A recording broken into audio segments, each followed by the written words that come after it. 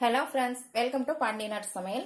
இன்னைக்கு நம்ம பார்க்க போற ரெசிபி என்னன்னு பாத்தீங்கன்னா பருப்பு உருண்டை குழம்பு எப்படி வைக்கிறதுங்கிறதாங்க. ஒரு டேஸ்டியான குழம்பு தான். கடைசி வரைக்கும் இந்த வீடியோவை பாருங்க. இந்த வீடியோக்குள்ள போறதுக்கு முன்னாடி Subscribe பண்ணாதவங்க Subscribe பண்ணிருங்க. பக்கத்துல இருக்க பெல் ஐகான் பட்டனையும் அமுக்கிருங்க. இப்போ இதுக்கு தேவையான பொருட்கள் பார்க்கலாம் வாங்க. நான் இப்ப இந்த உலக்குக்கு தாங்க எடுத்துக்கிறேன். இந்த உலக்குக்கு ஒரு உலக்கு துவரம் பருப்பு, அரை உலக்கு கடலைப்பருப்பு எடுத்து நான் தண்ணியில 1 மணி நேரம் ஊற வச்சிருக்கிறேங்க. ரெண்டு பருப்பையுமே சேர்த்து ஊற வச்சிருங்க. 3 வரமிளகாய், 1 ஸ்பூன் சோம்பு, 5 பல் பூண்டு, தேவையான அளவு உப்பு, ஒரு எலுமிச்சம்பழ சைஸ் அளவுக்கு புளி ஊற வச்சிருக்கிறேன். ஒரு 15 சின்ன வெங்காயம், ஒரு பெரிய வெங்காயம் வந்து நல்லா பொடிசா கட் பண்ணி வச்சுக்கோங்க. 2 பச்சை மிளகாய் கீறி வச்சிருக்கிறேன். ஒரு பெரிய சைஸ் தக்காளி 1, தேங்காய் கொஞ்சமா அரைச்சு வச்சிருக்கிறேன். குழம்பு மிளகாய்த்தூள் 3 ஸ்பூனு. குழம்பு மிளகாய்த்தூள் போடாதவங்க 2 ஸ்பூன் மல்லித்தூள், 2 ஸ்பூன் தனி மிளகாய்த்தூள், ஒரு அரை ஸ்பூன் மஞ்சத்தூள் போட்டுக்கலாம். கடுகு, உளுத்தம்பருப்பு, வெந்தயம், கருவேப்பிலை, மல்லி இலை. இப்ப இதை எப்படி செய்யலாங்கிறத பார்க்கலாம் வாங்க. நான் பருப்பை 1 மணி நேரம் ஊற வச்ச பருப்பை கழுவி மிக்சி ஜார்ல போட்டுக்கிறேங்க. இதோட 3 வரமிளகாய், பூண்டு, சோம்பு, கொஞ்சம் உப்பு.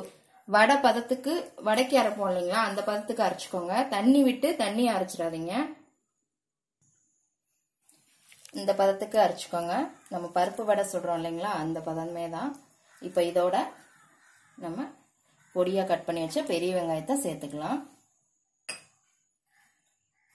கொஞ்சம் மல்லி இலை சேர்த்து மிக்ஸ் பண்ணி விட்டுக்கோங்க. பாருங்க, நல்லா மிக்ஸ் பண்ணியாச்சு. இப்போ இதை வந்து நம்ம இந்த மாதிரி உருண்டைகளா பிடிச்சு வச்சுக்கோங்க. பாருங்க, இந்த மாதிரி உருண்டைகளா பிடிச்சு வச்சுக்கோங்க. பாருங்க, இந்த அளவுக்கு பிடிச்சு வச்சுக்கோங்க. இப்போ வந்து ஒரு இட்லி தட்டு எடுத்துருக்கிறேங்க. அதில் நான் கொஞ்சம் எண்ணெய் தடவி இருக்கிறேன். இப்போ அதில் வந்து இந்த உருண்டைகளை வச்சு வேக வச்சிடலாம். இப்போ இட்லி பாத்திரத்தில் தண்ணி ஊற்றி வச்சிருக்கிறேங்க. அது நல்லா சூடாயிருச்சு.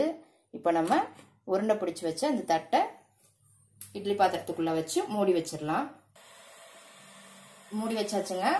இது 7ல இருந்து ஒரு 8 நிமிஷம் வரைக்கும் நல்லா வேகட்டும். வேகிறதுக்கு முன்னாடி நம்ம குழம்பு ரெடி பண்ணிடலாம். ஒரு கடாய் வச்சிருக்கிறேங்க. அதில் கொஞ்சம் நல்லெண்ணெய் விட்டுக்கோங்க.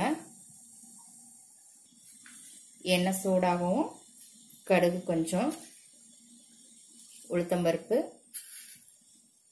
வெந்தயம், இது நல்லா பொரியட்டும். பாருங்க, பொரியவும் இதில் கருவேப்பிலை போட்டுக்கோங்க.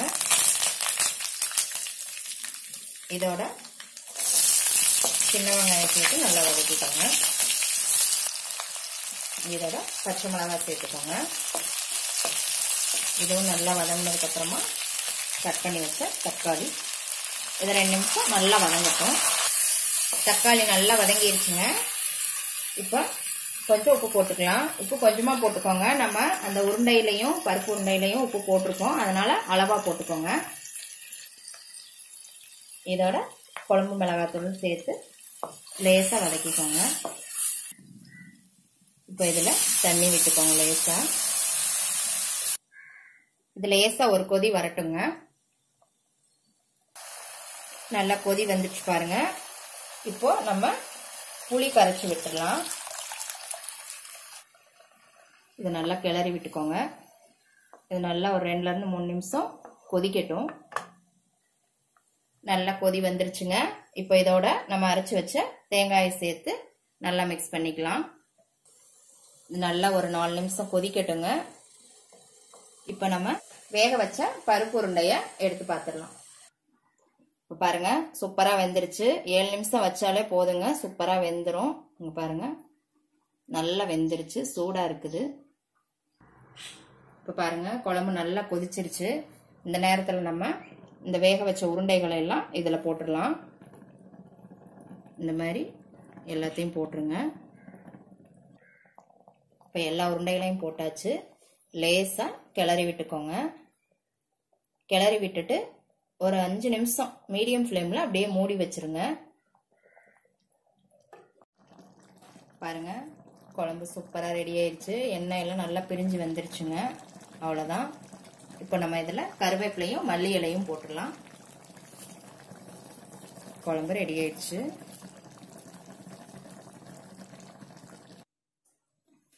பருப்பு உருண்டை குழம்பு ரெடி ஆயிடுச்சுங்க. சூப்பராகவும் செஞ்சு பாருங்க, கண்டிப்பா பிடிக்கும். எப்படி இருக்குன்னு செஞ்சு பார்த்துட்டு கமெண்ட்ல போடுங்க. லைக் பண்ணுங்க, ஷேர் பண்ணுங்க, சப்ஸ்கிரைப் பண்ணுங்க. கூடவே பெல் ஐக்கான் பட்டனையும் அமைக்கிருங்க. அப்பதான் நான் போடுற வீடியோஸ் எல்லாம் உங்களுக்கு நோட்டிபிகேஷன்ல பார்க்க முடியும். நாளைக்கு மறுபடியும் வேற ஒரு ரெசிபியோட சந்திக்கலாம். அன்போடு சமைத்து ஆனந்தமாய் உண்டு இன்பமாய் வாழுங்கள். வாழ்க வளமுடன்.